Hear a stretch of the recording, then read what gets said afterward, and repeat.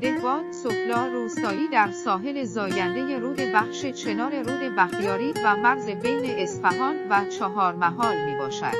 طبیعتی زیبا و دلنشین. این روستا در کنار زاینده رود بسیار جذاب و دلنشین است. علاقه‌مندان برای سفر به این روستا می توانند نام آن را در گوگل مپ جستجو کنند.